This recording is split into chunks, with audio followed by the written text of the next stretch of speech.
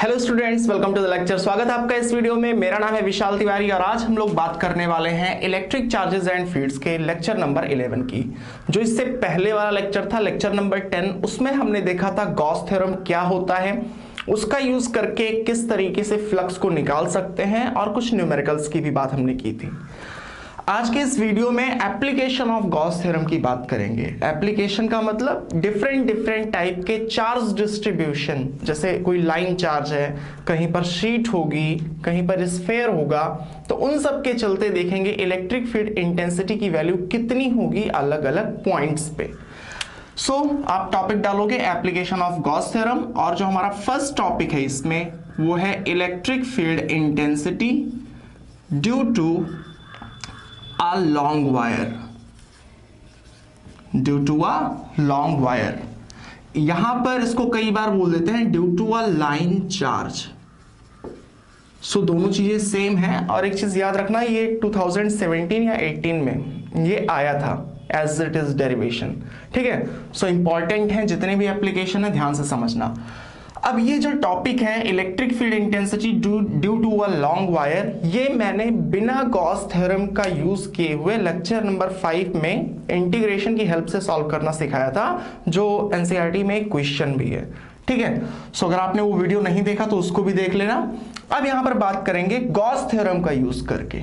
Gauss theorem का use करके किस तरीके से इलेक्ट्रिक फील्ड इंटेंसिटी की वैल्यू निकालेंगे एक लाइन चार्ज या लॉन्ग वायर। तो फिजिक्स में जो लॉन्ग होता है उसका मतलब इनफाइनाइट। ठीक है, ये है हमारा एक इनफाइनाइट लॉन्ग वायर। ठीक है, ना ऊपर कोई एंड है ना नीचे कोई एंड है। इस पे जो चार्ज डेंसिटी है वो है लैम्डा। लैम्डा है लीनियर चार्ज डेंसिटी। इसके बारे में भी हम पढ़ चुके हैं। चार्ज डेंसिटी क्या होता है? चार्ज डेंसिटी हमको बताती है कि 1 मीटर में कितना चार्ज होगा। इनफाइनाइट लेंथ का वायर है, इसके ऊपर यूनिफॉर्मली चार्ज डिस्ट्रीब्यूट है। यूनिफॉर्मली का मतलब आप कहीं से भी अगर सेम लेंथ के एलिमेंट्स को कट करोगे तो आपको सेम चार्ज मिलेगा। लैम्डा कूलाम पर मीटर यहाँ की लीनियर चार्ज डेंसिटी है। 1 मीटर कट करोगे तो आपको लैम्डा कूलाम का चार्ज उसमें मिलेगा। इतनी बात समझ में आ गई। अब देखते हैं कि हमें मान लो कि यहां पर निकालना है, यहां पर एक पॉइंट जो कि r मीटर के सेपरेशन पे है। ये सेपरेशन कितना है? r metre. हमें यहां पर निकालना है इलेक्ट्रिक फील्ड इंटेंसिटी। ठीक है, सबसे पहले हम करेंगे क्या, इलेक्ट्रिक फील्ड की डायरेक्शन को इमेजिन करने की कोशिश करेंगे। आप यूं देखो, ये 90 डिग्री पे जो सेपरेशन है r, यहां से कुछ दूर आप ऊपर गए, एक छोटा सा एलिमेंट लिया तो इसके चलते इलेक्ट्रिक फील्ड इधर होगी। ठीक है, और अगर उतना ही आप नीचे आ गए, जितना ऊपर गए थे अगर उतना ही नीचे आ गए तो इलेक्ट्रिक फील्ड इंटेंसिटी की वैल्यू डायरेक्शन जो होगी इधर होगी। और इन दोनों वेक्टर का जो रिजल्टेंट होगा वो किधर होगा? इस डायरेक्शन में। ये चीज समझ आ रही ना कि जो ये वायर है, एक एलिमेंट के चलते इलेक्ट्रिक फील्ड इंटेंसिटी की वैल्यू अगर इधर, तो दूसरे एलिमेंट के चलते इलेक्ट्रिक फील्ड इंटेंसिटी की वैल्यू इधर, यानी नेट डायरेक्शन कौन सा आ रहा है? एक्स एक्सिस के अलावा। ये चीज क्लियर होनी चाहिए। ठीक है, हमें ये तो पता चल रहा कि इस पॉइंट पे जो इलेक्ट्रिक फील्ड इंटेंसिटी की वैल्यू होगी पूरे वायर के चलते वो अवे फ्रॉम होगी। अब एक चीज याद रखना, अवे फ्रॉम कब होगी? जब इस पे पॉजिटिव चार्ज होगा। ठीक है, अगर चार्ज का नेचर नेगेटिव है तो यही चीज रिवर्स हो जाएगी ना। अगर चार्ज का नेचर नेगेटिव है तो इस एलिमेंट के चलते इलेक्ट्रिक फील्ड इंटेंसिटी की वैल्यू इधर और इसके चलते इधर, और उस केस में नेट इलेक्ट्रिक फील्ड इस डायरेक्शन में आएगी। सबसे पहली चीज तो आपको यह ध्यान रखनी है कि अगर इस लाइन पे जो चार्ज डिस्ट्रीब्यूट है अगर वो पॉजिटिव नेचर का है तो किसी भी पॉइंट पे electric field intensity away from line होगी। बट अगर इस पे चार्ज नेगेटिव है तो electric field intensity toward the line होगी। ये चीज हमें क्लियर हो गई। अब कैसे निकालेंगे इलेक्ट्रिक फील्ड इंटेंसिटी की वैल्यू? क्या करेंगे, इस पॉइंट पे निकालना था। इसको सेंटर मानते हुए r रेडियस लेके आप एक सर्किल ड्रॉ कर लो। ठीक है, ये था हमारा वायर, यहां से आर मीटर के सेपरेशन पे पॉइंट था, तो मैंने क्या किया, इसको रेडियस मानते हुए मैंने एक सर्किल ड्रॉ कर लिया। चलो सर्किल ड्रॉ करते हैं, वो कैसा दिखेगा, कुछ इस टाइप से दिखेगा। सर्किल ड्रॉ हो गया। अब क्या करो, आप इस सर्किल को ऊपर से पकड़ो और नीचे से पकड़ो और फिर एक्सटेंड कर दो। समझ आ रही बात? ये वायर था, यहां से आर मीटर पे पॉइंट था, हमने इसको रेडियस मान के सर्किल ड्रॉ किया। अब क्या कर रहे हैं, सरकमफ्रेंस को पकड़ करके स्ट्रेच कर देंगे। तो जब स्ट्रेच कर देंगे तो कुछ पोर्शन ऊपर चला गया, कुछ पोर्शन नीचे, ये बन कैसा जाएगा, एक सिलेंडर शेप का बन जाएगा ना। सो देखते हैं, हमने ये कर दिया इसको स्ट्रेच और नीचे भी स्ट्रेच कर दिया है।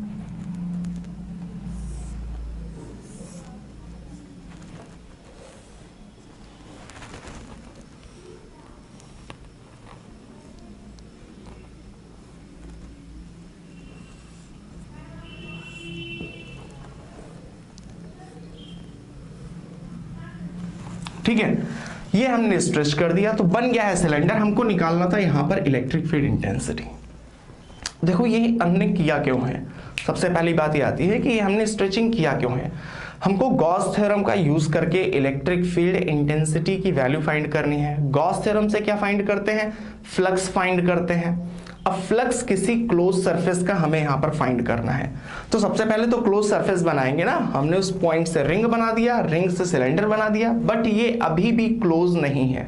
क्यों नहीं क्लोज है, ऊपर से खुला है और नीचे से खुला है। फिर हम क्या करेंगे, ऊपर से भी लाके एक लिड लगा देंगे, नीचे से भी लाके एक लिड लगा देंगे। हमने सिलेंडर के ऊपर भी एक ढक्कन लगा दिया, नीचे भी ढक्कन लगा दिया।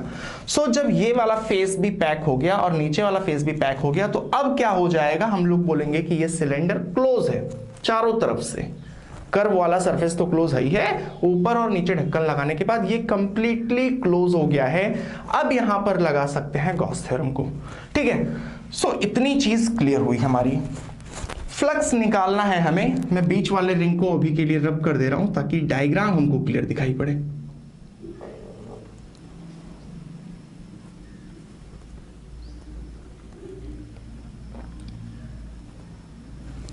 ठीक है, अब देखते हैं, फ्लक्स निकालना है हमें इस क्लोज सरफेस का। फ्लक्स निकालने के कितने तरीके हैं, दो तरीके हैं हमारे पास। हमने जो फंडामेंटल तरीका देखा था उसमें क्या किया था, हमने E डॉट ए किया था ना, E dot A cos theta, वो तरीका है। और दूसरा तरीका है गॉस थ्योरम। सो हमें करना क्या है, हमें सबसे पहले जो बेसिक मेथड था जो हमने सीखा था उसको अप्लाई करके फ्लक्स निकालेंगे, फिर गॉस थ्योरम का यूज करके फ्लक्स निकालेंगे। सो देखते हैं, जो बेसिक तरीका है, फ्रॉम फर्स्ट मेथड, वहां से फ्लक्स कितना आता है। सो एक चीज आप इमेजिन करना, ये लाइन है, किसी भी पॉइंट पे इलेक्ट्रिक फील्ड इंटेंसिटी की डायरेक्शन, अगर इस पे मान लो पॉजिटिव चार्ज है तो electric field intensity direction away होगी। अगर यहां पर लाइन है, इस पॉइंट पे बात करूं तो इधर होगी, इस पॉइंट पे बात करूं तो इलेक्ट्रिक फील्ड इधर होगी, और इस पॉइंट पे इधर होगी। दिखाई पड़ रहा है कि इलेक्ट्रिक फील्ड अवे जा रही है। तो कर्व सरफेस कैसा है, कर्व सरफेस तो ऐसा है ना, हमको दिखाई पड़ रहा है कि ये है हमारा कर्व सरफेस। सो अगर आप इमेजिन कर पा रहे हो तो फील्ड लाइन इस कर्व सरफेस को तो कट करके निकल रही है, बट ये जो ऊपर लिड लगाया गया है, जो ये ढक्कन है, यहां से इलेक्ट्रिक फील्ड, यहां पर हमारा ढक्कन लगा है और इलेक्ट्रिक फील्ड ऐसे जा रही है। ठीक है, सो क्या ये जो फेस है, जो टॉप पे है और बॉटम पे है, ये जो लिड है, क्या ये हमारा फ्लक्स बनाएगा? हमारा जवाब होगा नहीं। क्यों नहीं बनाएगा? क्योंकि लिड को अगर आप इमेजिन कर पा रहे हो, ये लिड है, ये वायर है और फील्ड लाइन ऐसे जा रही है या फिर ऐसे जा रही है। सो ये इस फेस को कहीं पर भी कट नहीं कर रही है 90 डिग्री पे, तो ये हमारा फ्लक्स नहीं बनाएगा। तो बात ये आती है कि इसको अगर हमसे बोर्ड एग्जाम में पूछ लिया गया तो इसको लिखेंगे कैसे। आपको करना क्या है, आपको सिंपली बोल देना है कि ये जो फेस है इसका एरिया वेक्टर किधर होगा। मैंने बोला था कि अगर कोई क्लोज रूम है तो आउटवर्ड डायरेक्शन में होता है। अब ये सिलेंडर है, सो इस फेस का एरिया वेक्टर होगा अपवर्ड। इलेक्ट्रिक फील्ड या तो उधर या तो इधर या तो इधर या तो इधर, हर केस में इलेक्ट्रिक फील्ड इस एरिया वेक्टर से कितना एंगल बनाएगी, 90 डिग्री बनाएगी। समझ आ रही बात ना, इलेक्ट्रिक फील्ड उधर हो सकती है, कहीं भी हो सकती है, बट इस एरिया वेक्टर के साथ हमेशा 90 डिग्री बनाएगी। क्लियर है? सो उस केस में आप लिख दोगे कि flux through the upper face, ये हमारा हो जाएगा E डॉट ए, यानी कि ई ए कॉस 90, और कॉस 90 की वैल्यू होती है 0, यानी कि फ्लक्स हो जाएगा 0।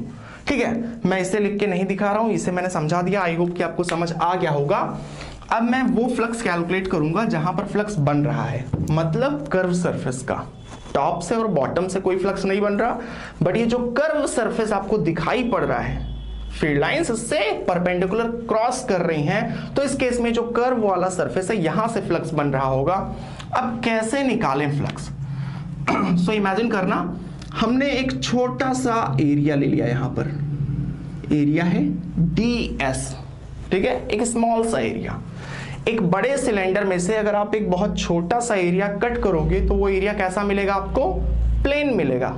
ठीक है, बहुत बड़े से सिलेंडर से हमने एक बहुत छोटा सा एरिया, डी रिप्रेजेंट कर रहा है कि ये एरिया बहुत ज्यादा स्मॉल है।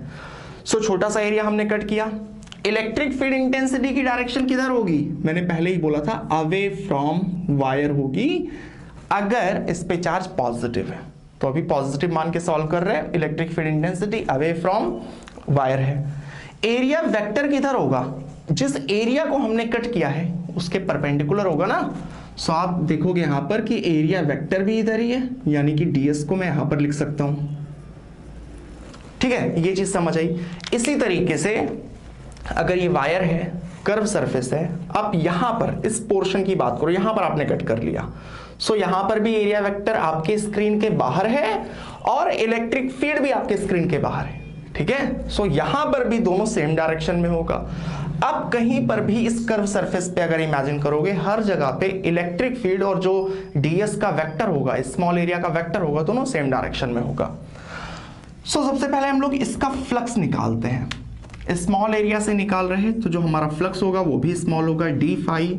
सो d phi equal to E dot d s, यानी कि E d s cos theta, और कॉस थीटा की वैल्यू कितनी है? यहां पर हमें दिखाई पड़ रहा है 0 है, कॉस 0 की वैल्यू होती है 1, यानी कि कितनी आ गई? ई डी एस, ये निकल आया डी फाई। ठीक है, इतनी बात समझ आ गई। इस छोटे से एरिया का फ्लक्स मिल गया, बट हमें क्या चाहिए? हमें तो इस पूरे सिलेंडर का फ्लक्स चाहिए था। टॉप और बॉटम का कोई फ्लक्स है नहीं, सो हमें पूरे कर्व सरफेस का फ्लक्स चाहिए। हमने तो एक स्मॉल से एरिया का फ्लक्स निकाला है। सो आप ये इमेजिन करो, इस एरिया का फ्लक्स निकल गया, ऐसे ही इस एरिया का निकाल ले, इस एरिया का, फिर इस एरिया का।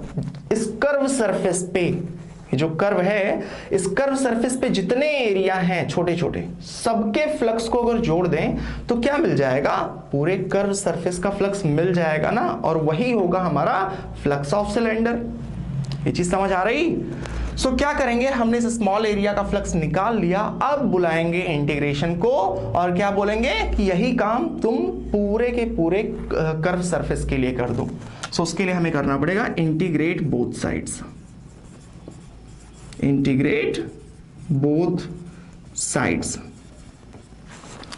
सो इंटीग्रेट कर रहे हैं, डी फाई, यहां पर मैंने s लिख दिया। s का मतलब क्या है? मैं इंटीग्रेशन को बता रहा हूं कि ये काम तुम्हें कहां तक करना है? पूरे के पूरे क्लोज सरफेस के लिए करना है। ठीक है, सो ds। अब आप देखना, डी फाई सारा डी फाई जब जुड़ जाएगा तो हमें क्या मिल जाएगा? टोटल फ्लक्स मिल जाएगा फाई टी। इलेक्ट्रिक फील्ड, यहां पर ध्यान से आप समझना, ये जो सिलेंडर था, मैंने क्या किया था? सबसे पहले एक वायर था, इस पॉइंट पे निकालना था। यहां पर इसको सेंटर मानते हुए इसको रेडियस मैंने माना और ड्रॉ कर दिया एक सर्किल।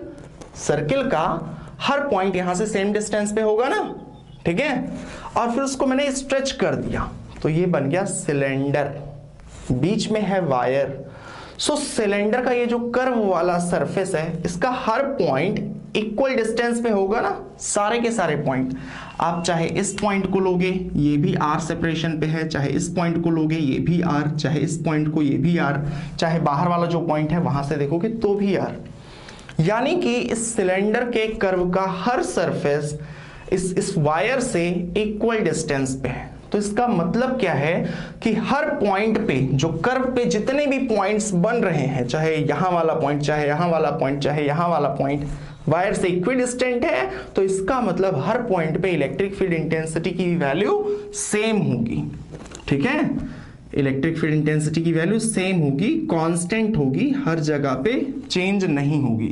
सो इंटीग्रेशन में अगर कोई कांस्टेंट टर्म होता है तो हम लोग क्या करते हैं, उसको एज इट इज बाहर निकाल लेते हैं। अब अंदर क्या बचा, ds। So total flux equal to E। अब इंटीग्रेशन क्या करेगा, ds क्या था, ds एक छोटा सा एरिया था। अब इंटीग्रेशन यही काम पूरे कर्व सरफेस के लिए कर देगा, ds plus ds plus ds, जितने भी ds है सबको जोड़ देगा। ध्यान रखना, टॉप और बॉटम का ये जो फेस है, जो ढक्कन हमने लगाया था, इसको नहीं इंक्लूड करना, सिर्फ कर्व सरफेस वाले के हर ds को हमने ऐड कर दिया तो हमें टोटल कर्व सरफेस एरिया मिल जाएगा। ठीक है, उसको मैं लिख दे रहा हूं s। सो टोटल फ्लक्स आ जाएगा, टोटल कर्व सरफेस एरिया होता कितना है, 2 पाई। हाँ, एक चीज और, हमने जो स्ट्रेचिंग की थी, सपोज दैट उसकी लेंथ L थी, L लेंथ तक हमने स्ट्रेच किया था। सो A into 2 pi RL, radius इसका R था। ये मिल गया टोटल फ्लक्स।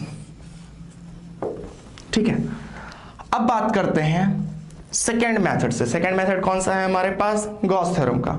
सो अगर गॉस थ्योरम का यूज करें तो कितना आएगा फ्लक्स,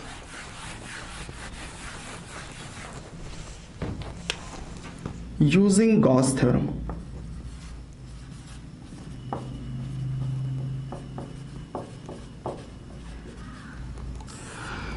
गॉस थ्योरम में क्या कहा गया है कि जो टोटल फ्लक्स होता है किसी भी क्लोज सरफेस का, वो Q अपॉन एप्सिलॉन नॉट होता है, जहां पर Q क्या होता है, total charge enclosed by the surface. So मैं टोटल चार्ज जो इनक्लोज्ड है उसको मैंने रिप्रेजेंट कर लिया QT से। ठीक है, कि QT है इस सिलेंडर के अंदर जितना भी चार्ज है। अब आप एक चीज बताओ कि सिलेंडर की लेंथ अगर L है तो इस वायर का कितना पोर्शन सिलेंडर के अंदर आ रहा होगा, L ही आ रहा होगा ना, इसकी भी लेंथ L ही होगी। सो लैम्डा थी लीनियर चार्ज डेंसिटी, यानी कि 1 मीटर में लैम्डा था, तो L मीटर में कितना होगा, लैम्डा इंटू L चार्ज होगा ना। सो टोटल चार्ज कितना है इसके अंदर, लैम्डा इंटू L। सो गॉस थ्योरम का यूज करेंगे, टोटल फ्लक्स ये होगा total charge enclosed by the surface upon epsilon naught.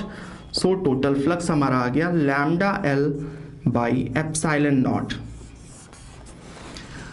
ये था हमारा फर्स्ट इक्वेशन, ये था हमारा सेकंड इक्वेशन। ठीक है, इतनी चीज आ गई। अब अगर दोनों को कंपेयर करें, दोनों ही क्या है, फ्लक्स है, डिफरेंट मेथड से दोनों ही फ्लक्स है, यानी होंगे तो दोनों बराबर ना। सो लिखेंगे from first and second equation क्या लिख सकते हैं, this flux is equal to this flux, यानी कि E into 2 pi RL equal to lambda L by epsilon naught. ठीक है, ऊपर का स्पेस थोड़ा सा रब कर रहा। अब आप देखो क्या क्या चीजें कैंसिल आउट हो जाएंगी, L से L कैंसिल आउट हो जाएगा और मिलेगा E equal to lambda by 2 pi R epsilon naught, या फिर इसको आप ऐसे भी लिख सकते हो, E equal to 1/4 pi epsilon naught 2 lambda by R।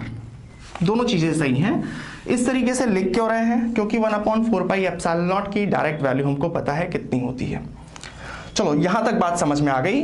अब देखते हैं इसका ग्राफ कैसा बनेगा, यहां पर ग्राफ कैसा बनेगा।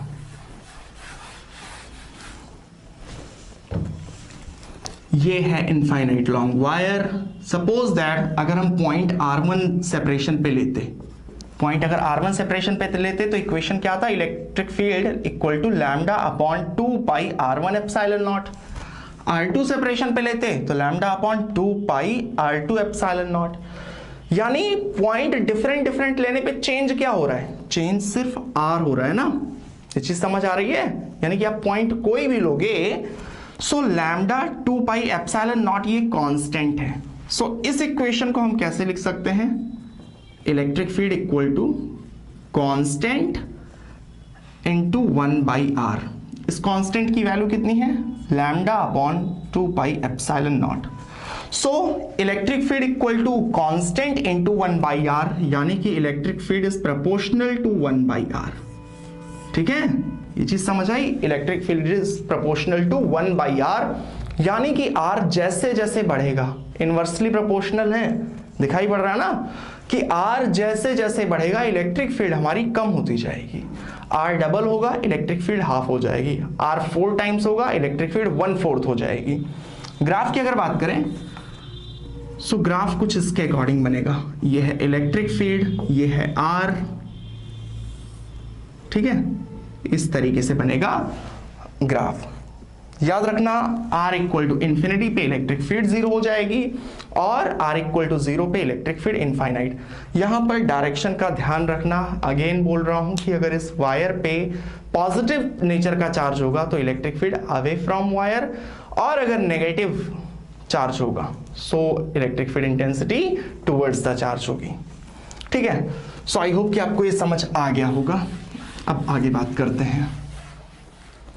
अब हमारा नेक्स्ट टॉपिक है electric field intensity due to a large sheet.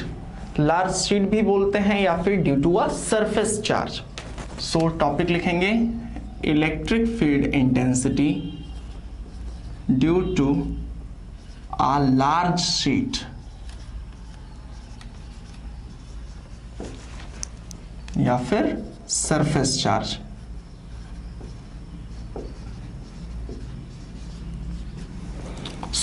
इस केस में हमें करना क्या है, इसके पहले वाले सिचुएशन में एक लाइन थी जहां पर चार्ज यूनिफॉर्मली डिस्ट्रीब्यूट था, हमने निकाल लिया। यहां पर अब की बार एक प्लेन है, शीट है, सरफेस है, ठीक है, सेम चीजें हैं तीनों। एक लार्ज सरफेस है जिसपे चार्ज यूनिफॉर्मली डिस्ट्रीब्यूट है। चलो सबसे पहले मैं सरफेस बना के दिखा देता हूं। ये है हमारा सरफेस, और लार्ज का मतलब फिजिक्स में होता है इनफाइनाइट। ये तो सिर्फ मैंने बाउंड्रीज की दिखाई हैं, बट इसकी कोई बाउंड्री नहीं है। आप इमेजिन करो बहुत बड़ी सी शीट है और हर जगह पे चार्ज यूनिफॉर्मली डिस्ट्रीब्यूट है। सबसे पहले बात करते हैं चार्ज डेंसिटी की। इससे पहले वाला जो था अभी हमारा electric field due to a line या फिर due to a long wire, वहां पर चार्ज लेंथ में डिस्ट्रीब्यूट था। ठीक है, तो वहां पर हमने लैम्डा को डिफाइन किया था कि लैम्डा क्या है, 1 मीटर में कितना चार्ज है। यहां पर चार्ज एरिया में डिस्ट्रीब्यूट है। यहां पर जो चार्ज डेंसिटी होती है वो है सिग्मा, यानी कि surface charge density. Surface charge density ये इंफॉर्मेशन देती है कि 1 मीटर स्क्वायर में कितना चार्ज है। ठीक है, शीट है, कहीं से भी अगर आप 1 मीटर स्क्वायर को कट करके निकालो तो आपके पास कितना चार्ज, उस एरिया में कितना चार्ज रहेगा, सिग्मा। सिग्मा कूलाम पर मीटर स्क्वायर, 1 मीटर में सिग्मा कूलाम का चार्ज है। अब हमें निकालना है इसके चलते इलेक्ट्रिक फील्ड इंटेंसिटी। ये बात तो समझ आ गई कि ये है शीट। आप इसको ऐसे इमेजिन करना, व्हाइट बोर्ड पे इस तरीके से ड्रॉ किया है। यहां से आर मीटर के सेपरेशन पे कोई पॉइंट है जहां पर हमको निकालना है electric field intensity. Suppose that वो आर मीटर का जो पॉइंट है वो यहां कहीं पर है। ठीक है, यहां पर निकालना है हमको इलेक्ट्रिक फील्ड इंटेंसिटी। अब क्या करेंगे,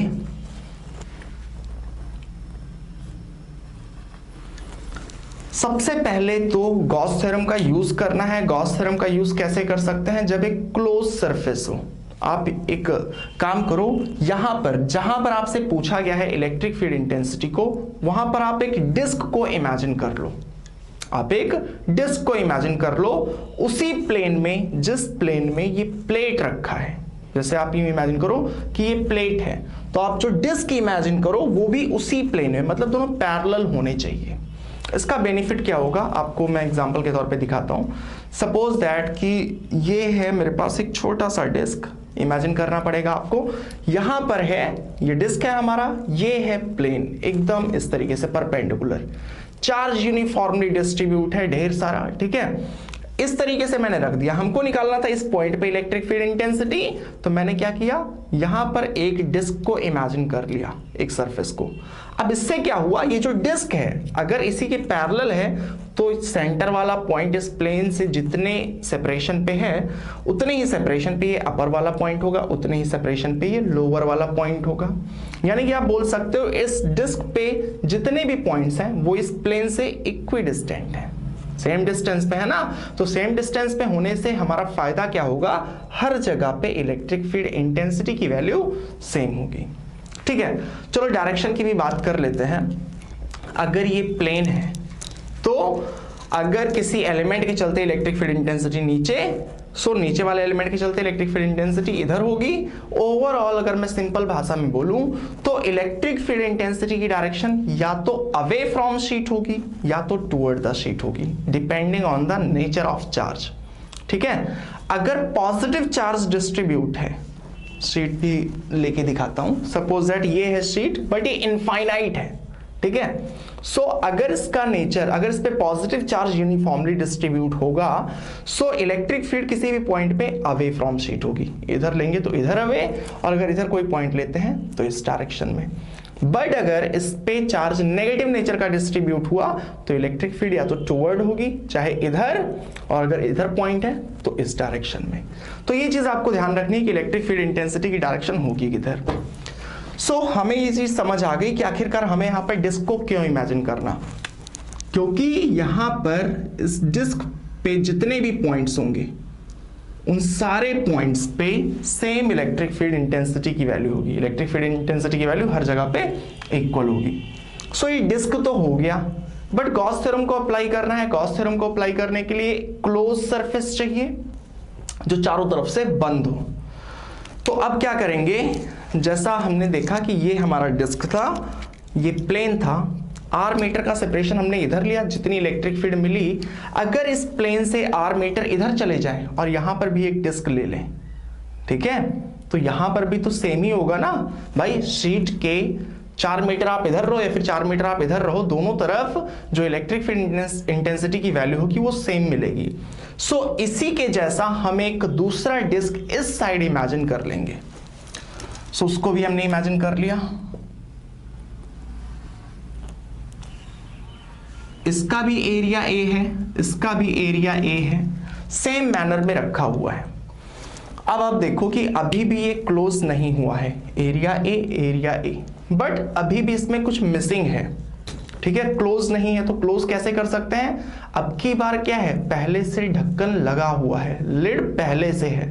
अगर इसमें से लाके एक पाइप ऐसे फिट कर दें, इमेजिन करो एक पाइप लगा दे, तो ये क्या हो जाएगा, क्लोज सिलेंडर हो जाएगा। क्लियर है, इधर लिड है, इधर लिड है, हमने बीच में सेम एरिया का लाके एक पाइप लगा दिया, तो ये क्या हो गया, क्लोज हो गया। सो उसको बनाते हैं।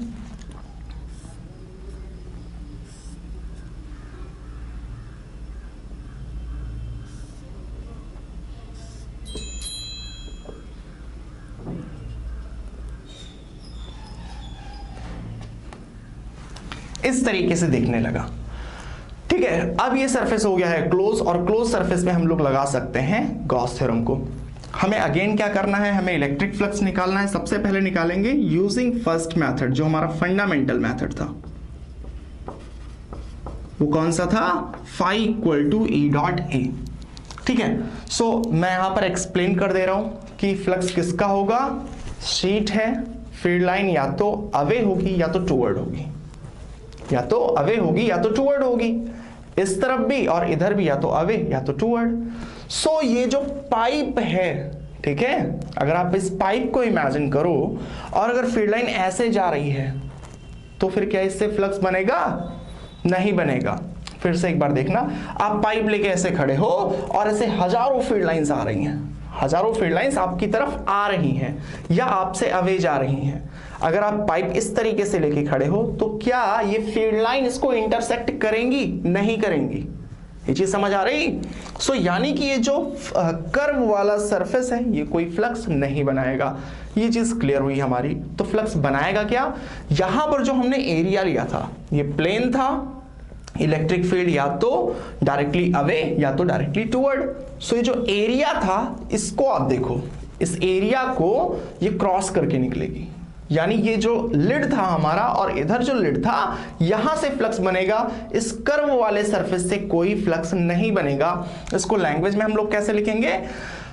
हम लैंग्वेज में लिखेंगे कि किसी भी पॉइंट पे या फिर कोई भी स्मॉल पोर्शन अगर कर्व सरफेस पे लेते हैं, जैसे ये कर्व सरफेस है, मैंने एक स्मॉल सा पोर्शन ds अगर यहां पर लिया तो यह इसका एरिया वेक्टर इधर होगा, इलेक्ट्रिक फील्ड इधर होगी, दोनों के बीच का एंगल 90 डिग्री।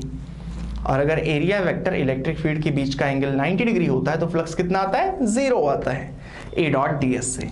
ठीक है, सो इसको आप लिख लेना। अब मैं आगे कैलकुलेट करने जा रहा हूं जहां से फ्लक्स बनेगा। सो यहां पर मैंने मान लिया कि इलेक्ट्रिक फील्ड इंटेंसिटी की वैल्यू E है, और अगर इधर E है तो इधर भी इलेक्ट्रिक फील्ड इंटेंसिटी की वैल्यू कितनी होगी? E होगी। एरिया वेक्टर यहां पर भी इधर था और यहां पर भी इधर है। ठीक है, एरिया वेक्टर किधर होता है? कोई क्लोज सरफेस है तो हमेशा आउटवर्ड होता है, तो ये सिलेंडर क्लोज था, इस फेस का आउटवर्ड इधर और इस फेस का आउटवर्ड उधर। सो इसका फ्लक्स φ1 मैंने मान लिया और इसका फ्लक्स हो गया φ2। सो φ1 की वैल्यू कितनी होगी? φ1 इक्वल टू E, चलो E1 डॉट A1 कर लेते हैं। सो E1 डॉट A1, सो ये आ गया E1 A1 cos 0। Electric field की वैल्यू E होगी, एरिया A है, cos 0 की वैल्यू 1 हो जाएगी। सो φ1। देखो एरिया सेम होने के बाद भी मैंने A1 और A2 क्यों माना है? क्योंकि वेक्टर नहीं सेम है। A1 का जो डायरेक्शन है वो इधर है, A2 का डायरेक्शन उधर है। एरिया दोनों का सेम है, मैग्नीट्यूड सेम है, बट डायरेक्शन अलग अलग है।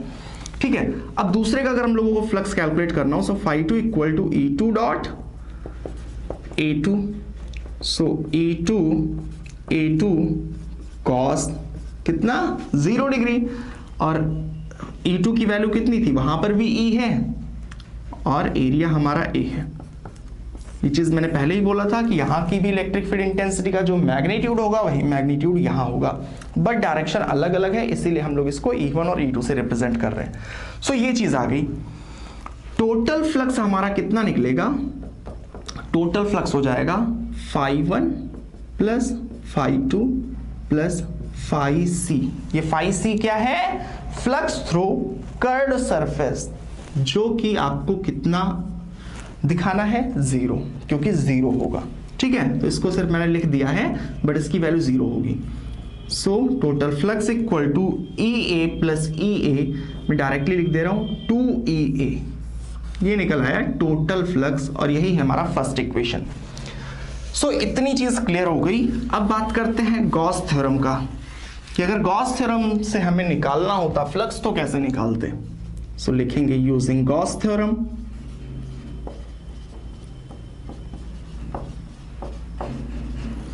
अब गॉस थ्योरम में क्या बताया गया था कि कोई भी क्लोज सरफेस है, फ्लक्स कितना होगा? Q अपॉन एप्सिलॉन नॉट, जहां पर Q क्या होगा? Total charge enclosed by the surface. So आप ध्यान से देखना, इधर एरिया A है, इधर एरिया A है, बीच में हमने एक पाइप लगा दिया। सो पाइप के अंदर कहीं पर भी आप जाओगे तो एरिया A ही होगा ना, इमेजिन कर पा रहे हैं। सो इस शीट का या फिर इस प्लेन का कितना एरिया अंदर आ रहा है? A। यहां पर आप देखो, यहां पर इस पाइप के अंदर A एरिया आ रहा होगा। अब सिग्मा है सरफेस चार्ज डेंसिटी, यानी 1 मीटर स्क्वायर में सिग्मा चार्ज है। सो A एरिया में कितना चार्ज होगा? जो टोटल चार्ज इसके अंदर है वो हो जाएगा सिग्मा इंटू A। ठीक है, इसके अंदर A एरिया इनक्लोज हो रहा है सिलेंडर के अंदर, 1 मीटर स्क्वायर होता तो सिग्मा होता, अगर A एरिया इनक्लोज हो रहा है तो सिग्मा इंटू A। और यहां से जब गॉस थ्योरम को अप्लाई करेंगे, so total flux equal to total charge enclosed by the surface upon epsilon naught, यानी कि टोटल फ्लक्स आ जाएगा sigma into A by epsilon naught. Again ये फर्स्ट इक्वेशन है, ये सेकंड इक्वेशन है, दोनों ही इक्वेशन हमारा टोटल फ्लक्स बता रहे। सो जब दोनों को कंपेयर करेंगे from first and second, so दोनों ही फ्लक्स बता रहे, तो दोनों फ्लक्स की वैल्यू भी तो सेम होगी ना, यानी कि 2EA equal to sigma A upon epsilon naught. A से A कैंसिल आउट हो जाएगा और मिलेगा क्या? E equal to sigma upon 2 epsilon naught. ये चीज इंपॉर्टेंट है, ठीक है। इलेक्ट्रिक फील्ड इंटेंसिटी की वैल्यू कितनी आई, सिग्मा अपॉन 2 एप्सिलॉन नॉट। अब अगर आपने एक चीज नोटिस की हो कि जो पॉइंट आर मीटर के सेपरेशन पे था, यहां पर इस डिस्क पे हर पॉइंट पे electric field intensity sigma upon 2 epsilon not है, यहां पर कहीं कोई आर नहीं आ रहा, यानी इस आर का कोई रोल नहीं है। सो ये कहने से मेरा मतलब क्या है, ध्यान से देखना कि अगर ये लार्ज शीट रखी है सपोज दैट, सो यहां से अगर आप 1 मीटर की दूरी पे जाओगे तो भी electric field intensity sigma upon 2 epsilon naught, और 4 मीटर की दूरी पे चले गए तो भी सिग्मा अपॉन 2 एप्सिलॉन नॉट। कहने का मतलब इस शीट से आप कितनी भी दूरी पे जाओगे, अगर शीट इनफाइनाइट है तो इलेक्ट्रिक फील्ड हमारी कांस्टेंट होगी, चेंज नहीं होगी। तो अगर लॉजिकल बात करेंगे चेंज क्यों नहीं होगी भाई, हम सेपरेशन तो बढ़ा रहे हैं ना, तो मेरा आंसर ये होगा कि आप करीब से किसी इनफाइनाइट चीज को देखोगे तो भी इनफाइनाइट लगेगा, थोड़ा दूर चले जाओगे अब देख रहे हो तो भी ये कैसा है, आपके रिस्पेक्ट में इनफाइनाइट ही है, तो कोई चेंज नहीं आ रहा। सो इसीलिए इलेक्ट्रिक फील्ड इंटेंसिटी की कोई वैल्यू यहां पर चेंज नहीं होगी। अगर ग्राफ की बात करें, electric field r, graph constant बनेगा, इलेक्ट्रिक फील्ड इंटेंसिटी की वैल्यू होगी सिग्मा अपॉन 2 एप्सिलॉन नॉट। बस डायरेक्शन का ख्याल रखना, अगर शीट पे पॉजिटिव चार्ज है सो डायरेक्शन हमारा अवे फ्रॉम शीट होगी, अगर नेगेटिव चार्ज है तो डायरेक्शन हमारा टुवर्ड द चार्ज होगी। आई होप कि आपको ये डेरिवेशन समझ आया होगा। अब बात करते हैं इसी पे बेस्ड कुछ कॉम्प्लिकेटेड एग्जांपल्स की। जैसे आप यूं समझना कि 2 शीट रख दी गई हैं, पहली शीट ये है, दूसरी शीट ये है। इस पे जो चार्ज डेंसिटी है वो सिग्मा ए है, इस पे चार्ज डेंसिटी सिग्मा बी। साथ में आपको नेचर भी बता दिया गया है कि इस पे जो चार्ज डेंसिटी है वो पॉजिटिव टाइप की है, प्लस चार्ज, और इस पे माइनस। कई बार यहां पर माइनस सिग्मा बी भी लिख देते हैं, तो दोनों सेम चीजें हैं, चाहे मैंने यहां पर मैग्नीट्यूड बताया और नेचर बता दिया, इसको माइनस सिग्मा बी भी लिख सकते थे। और मैंने 3 पॉइंट्स लिए, पॉइंट ए, पॉइंट बी और पॉइंट सी। तीनों पॉइंट्स पे आपको इलेक्ट्रिक फील्ड इंटेंसिटी बतानी है। सो देखते हैं, electric field intensity at A, 2 seat रखी हैं तो किसी भी पॉइंट पे दोनों के चलते होगा, ठीक है। सो इसके चलते यहां पर जो इलेक्ट्रिक फील्ड, इसको फर्स्ट मान लो आप, इसको सेकंड मान लो। सो इसके चलते ए पॉइंट पे इलेक्ट्रिक फील्ड इंटेंसिटी की डायरेक्शन किधर होगी, फंडामेंटल को रिकॉल करो आप, तो इस पे चार्ज पॉजिटिव है, so electric field intensity away from sheet बनाना है। सो किधर होगा, इवन इधर होगा। इवन किसके चलते था, इसके चलते था, सो इस पे चार्ज पॉजिटिव है तो अब वो अवे बनेगा। और जो सेकंड वाले के चलते हैं उसके चलते हमने मान लिया कि यहां पर इलेक्ट्रिक फील्ड इंटेंसिटी E2 है, सो E2 किधर बनेगा, E2 टुवर्ड द शीट बनेगा, क्योंकि इसका चार्ज जो है वो नेगेटिव है, ये हो जाएगा E2, ठीक है। ये चीज समझ आ गई, यानी कि हम पहले E1 की वैल्यू निकालेंगे, E1 की एट पॉइंट ए, E1 की वैल्यू हमारी कितनी आ जाएगी, sigma A by 2 epsilon naught. इसी तरीके से E2 की भी वैल्यू कितनी आएगी, sigma B upon 2 epsilon naught. और हम बड़े में से छोटे को सब्ट्रैक्ट कर देंगे, या फिर आप वेक्टर के फॉर्म में लिख के सब्ट्रैक्ट कर सकते हो। जो यहां पर बड़ा आएगा, जैसे सपोज दैट इसकी वैल्यू आ गई 50, इसकी 30 आ गई, सो 50 माइनस 30 कर देंगे। अगर ये 50 है ये 30 है, सो 50 माइनस 30, लेकिन डायरेक्शन इधर हो जाएगी। सो वो चीज हम लोग कर सकते हैं, या फिर आप वेक्टर के फॉर्म में भी लिख के सब्ट्रैक्ट कर सकते हो। जैसे E2 किधर है, पॉजिटिव एक्स एक्सिस के अलॉन्ग है, सो आई कैप। E1 किधर है, माइनस आई कैप के अलॉन्ग है, सो इस केस में हमारा जो total net flux, net electric field हो जाएगी, वो हो जाएगी E1 प्लस E2, और जो रिजल्ट आएगा 1, देखो आप माइनस को आप बाहर निकालोगे, so minus sigma A by 2 epsilon naught i cap plus sigma B by 2 epsilon naught i cap. और यहां से अगर आप 1/2 एप्सिलॉन नॉट को कॉमन निकालोगे तो मिलेगा क्या, सिग्मा बी माइनस सिग्मा ए आई कैप। ये आ गया नेट इलेक्ट्रिक फील्ड। ये कोई नई चीज नहीं है, ये सिर्फ मैंने वेक्टर के फॉर्म में लिख के दिखाया है। आप इसको सिंपली भी कर सकते हो कि अगर मान लो इसकी वैल्यू है 30 और इसकी वैल्यू आ गई 50, तो आपको दिखाई पड़ रहा ना कि इधर 50 है इधर 30 है, तो क्या होगा 50 माइनस 30 होगा, यानी कि आ जाएगा नेट 20 किधर इधर। तो आप सीधे लिख दोगे 20 माइनस आई कैप या फिर माइनस 20 आई कैप। सो इसमें कंफ्यूज मत होना, दोनों ही सेम चीजें हैं, ठीक है। चलो पॉइंट बी की बात कर लेते हैं। पॉइंट बी पे कितना होगा एट पॉइंट बी।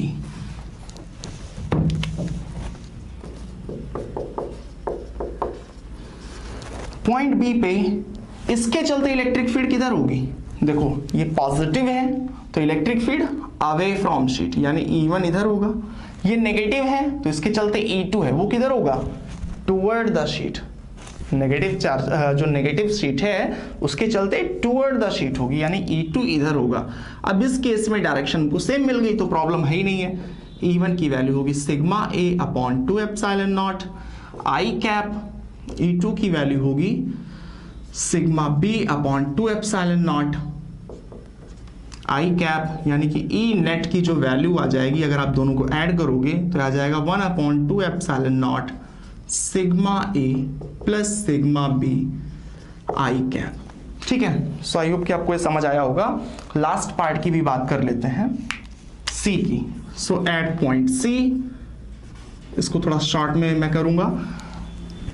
A के चलते इलेक्ट्रिक फील्ड किधर होगा अवे फ्रॉम शीट होगी E1, और B वाले के चलते सिग्मा B के चलते electric field intensity toward the होगा toward the sheet. So E1 और E2 की वैल्यू फाइंड करेंगे और फिर से वही चीज लगाएंगे। E1 की वैल्यू कितनी हो जाएगी sigma A upon 2 epsilon naught i cap, और E2 की वैल्यू होगी sigma B upon 2 epsilon naught minus i cap, और माइनस को अगर आप बाहर निकालोगे तो ऐसे हो जाएगा net electric field intensity equal to E1 plus E2, यानी कि आप मैं डायरेक्ट करूं सो 1 अपॉन 2 एप्सिलॉन नॉट, ये आ जाएगा sigma A minus sigma B I cap.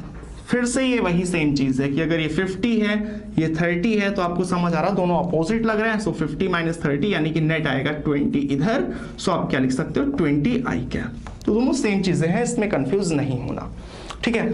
So I hope कि आपको ये वीडियो समझ आया होगा। कुछ चेंजेस आप करके देख सकते हो। अगर आप यहाँ पर सिग्मा और सिग्मा अगर दोनों सेम मान लोगे तो फिर क्या क्या चीजें आएंगी वो चीजें आप कंक्लूड कर सकते हो। अगर वीडियो आपको समझ आया हो तो वीडियो को लाइक कर देना, चैनल को सब्सक्राइब कर देना, कोई डाउट रह गया हो तो कमेंट कर देना, फ्रेंड्स का शेयर कर लेना और चैनल को सब्सक्राइब कर देना। मिलेंगे अब आपसे अगले वीडियो में कुछ और टॉपिक्स के साथ, तब तक के लिए बाय बाय।